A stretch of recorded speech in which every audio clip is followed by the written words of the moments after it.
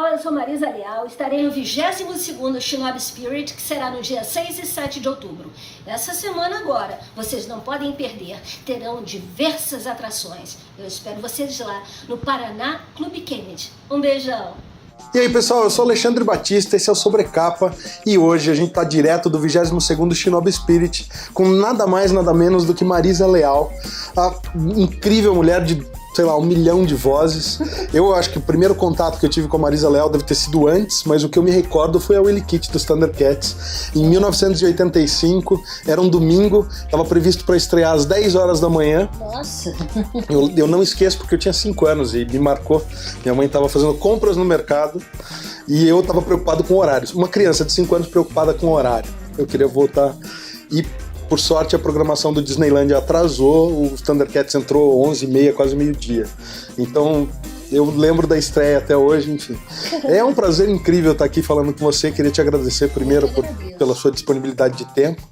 E a gente acabou de sair da palestra da Marisa lá em cima, ela cantou ao vivo, marmanjos de 30 e tantos anos chorando ali do meu lado. Então...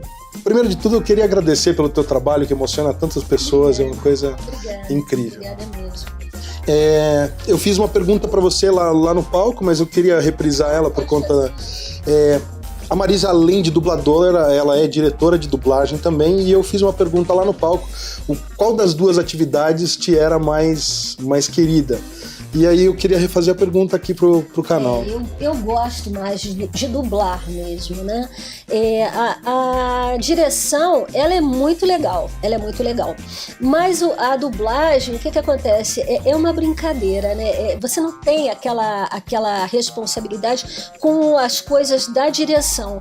Direção, você tem que assistir o filme, você tem que escalar os atores, você fica responsável por toda a qualidade do filme, né? Ao passo que o dublador não, ele é responsável pela qualidade só daquele trabalho dele que ele está fazendo, né?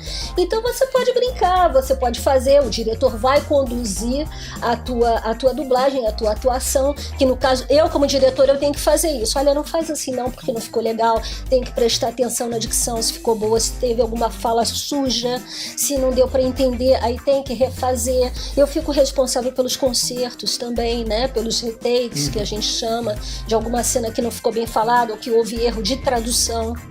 Às vezes o diretor tem que corrigir tradução também, né? Quando você vê no contexto da cena que não tá legal. Então toda essa responsabilidade, tudo isso é uma coisa assim que te pesa um pouco nos ombros, entendeu? Porque você tem que dar conta disso. Ao passo que a dublagem, você como dublador, você entra ali, você faz o seu, você vai no teu personagem, você brinca com o teu personagem, você até muda uma coisa ou outra de acordo com a se você tiver noção do idioma que você tá dublando, você até pode mudar com autorização da direção, você muda se não sair muito do contexto da coisa, né? E eu tenho mais prazer de dublar do que dirigir, né? Mas financeiramente, a direção, logicamente, é mais vantajosa do que a dublagem. Sim. Você mencionou tradução e é uma outra questão que eu queria te perguntar. Você sentiu ao longo desses 30 e 39 anos de carreira, né? Você sentiu alguma mudança a respeito da qualidade das traduções a partir do advento dessas tecnologias como o Google Tradutor, esses tradutores online? Porque o que me parece, trabalhando na área, é que piorou demais. A gente pega uma série de profissionais que talvez nem tenham tido tempo de traduzir, parece que passam o software ali, dão um tapa. Você teve essa sensação? Sim, não? Claro, piorou bastante. Né? E a necessidade, a cobrança em cima do tradutor também, que recebe o filme num dia, no dia seguinte tem que entregar, também tem isso, entendeu? Aí o tradutor começa a terceirizar, começa a dar para outros para fazer aquele trabalho que deveria ser dele. E não passa pelo crivo daquele que delegou o poder. Né? Ele pega e entrega lá na hora e tá feita a tradução. E quem se arrebenta com isso é o diretor dentro do estúdio, né? Porque aí fica erro de concordância, erro de português, fica sem nexo a coisa, ou a tradução literal perde muita piada, você tem que adaptar, né? Sim. Então, isso é um problema muito sério. A perda de qualidade na tradução é uma coisa estúpida hoje em dia, né? Como a perda de qualidade também na dublagem tá uma coisa muito estúpida. É uma coisa muito... tem pessoas que estão dirigindo que não têm condição de estar dirigindo, estão dirigindo, simplesmente pelo valor, que não obedecem, casas que não obedecem ao valor de pagamento de tabela do diretor, né? E diretores que vão e se oferecem por um valor inferior, porque se fosse por aquele valor também não estaria dirigindo. Porque aí a empresa ia exigir qualidade e esse daí não teria qualidade para oferecer que está sendo exigida, né? Então se perdeu muito nisso também. E consequentemente se perdeu também na dublagem, no dublador propriamente dito, né? Porque as pessoas acham que você fazendo um curso de 1 ano de ator, de profissionalização, que tem curso de 1 ano, e você fazendo um cursinho de 3 meses de dublagem, você já chega lá no estúdio, como eu vejo às vezes as pessoas chegarem para mim e dizer, não, eu já dublei, eu estou dublando. Eu falei, sim, o que você está dublando? Ah, eu dublei o desenho tal, eu fiz não sei o que. Eu falei, olha, se desculpe, mas você está começando, você está engatinhando. O fato de você ter dublado um desenho não te dá a qualificação de dublador. Para você formar um bom dublador, leva por aí uns 5 anos. Você não forma um dublador da noite pro dia, né? E tem pessoas que chegam, não, eu dublei o desenho tal. Eu, quando eu dou aula em cursinho, eu dificilmente levo desenho. Eu boto aqueles textos enormes, aqueles bifes enormes, naqueles personagens difíceis, porque é aí que você vai aprender. Não adianta você chegar lá e começar a fazer... Acabou, não é assim, não é por aí. Né? Eu acho que você tem que saber interpretar, você tem que aprender a interpretar, você tem que aprender a sincronizar, para só então você começar a fazer coadjuvante, vamos dizer assim. Entendeu? E não personagens grandes, não. Porque às vezes você pega a gente que está começando na dublagem e você dá um texto assim de 2 loops, o cara já treme na base, né? Então, o que vai fazer o diretor ficar seguro para te escalar novamente? É você mostrar um pouco de qualidade para ele, né? Se você se sair bem nisso, logicamente eu vou te chamar de novo. Sim. Né? Não é chegar lá também e fazer uma maldade com você, te dar um texto enorme, sabendo que você não tem condição de fazer. Eu não vou fazer isso. Mas pelo menos uma fala de 2 linhas, 3 linhas, você tem que saber marcar as pausas, você tem que saber interpretar e você tem que fazer isso bem.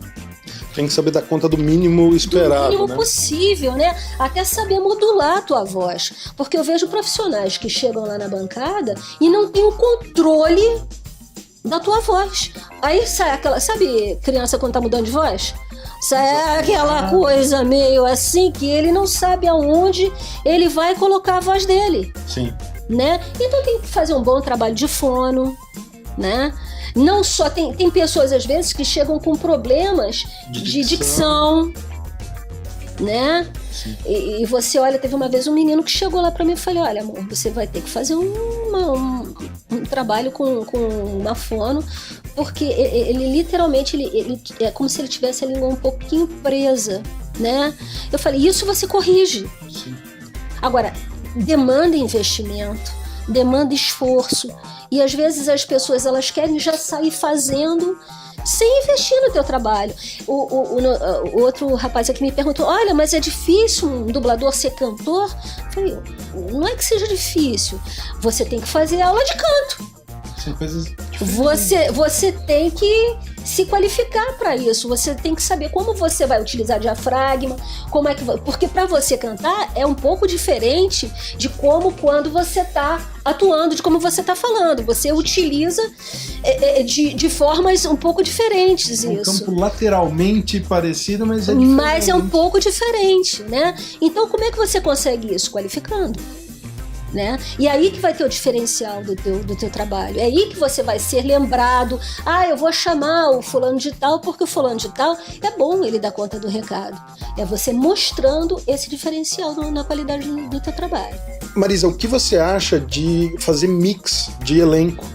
De mixar, de misturar, por exemplo, casas de dublagem, estúdios que misturam, por exemplo, um time que você já tem, por exemplo, boneco de personagens já estabelecidos, com atores e dubladores inexperientes ou iniciantes de outra casa de dublagem. Você acha isso uma boa prática? Você é contra esse tipo de prática? Olha, eu não sou contra, não. Até porque, aonde eu dirijo, a gente até faz isso. O importante é quando o diretor pegar o profissional para fazer, ele saber conduzir o profissional. Ele saber tirar leite de pedra. Porque aí vai o trabalho do diretor, porque o diretor tá lá para isso, né? Porque muitas vezes a gente vai ter que dirigir. Gente, nós temos o problema dos Star, que não é um problema, mas são os Star Talents. São atores que não são dubladores, que são convidados pelo cliente a fazerem determinado personagem principal por causa de marketing, de venda de produto, de tudo isso. O pagamento é diferenciado, a gente sabe que é o pagamento diferenciado porque eles estão lidando com a imagem deles também, estão vendendo a imagem desse profissional, né? Então a gente tem que saber lidar com tudo isso, até mesmo conduzir um ator desse, às vezes atores conhecidos, que não tem aquela cancha da dublagem, não tem aquela experiência da dublagem, para você ter a forma, a paciência, a boa vontade de conduzir para ficar um bom trabalho. Porque aquele é o profissional que você tem na mão, é a exigência do cliente. Você tem que dar conta do recado. Então você tem que mostrar que, como diretor, você também é bom. E você tem que fazer valer o seu trabalho. Entendeu? Com certeza. É isso. Então tá bom, Marisa, eu teria uma infinidade de coisas ainda para te perguntar, mas também não quero tomar muito do seu tempo. Quero agradecer mais uma vez pelo tempo que você dispôs aqui pra gente. E mais uma vez, pessoal, tô aqui do lado de, cara, uma fera da dublagem que marcou a vida de muita gente e continua marcando aí. Então, a gente agradece mais uma vez. Eu que agradeço. E ó, falar uma coisa pra vocês, a gente vira fera quando a gente faz a coisa com amor. É isso, não tem mais o que falar, galera. Continua com a gente que tem mais vídeos pra vocês. É isso aí. Valeu!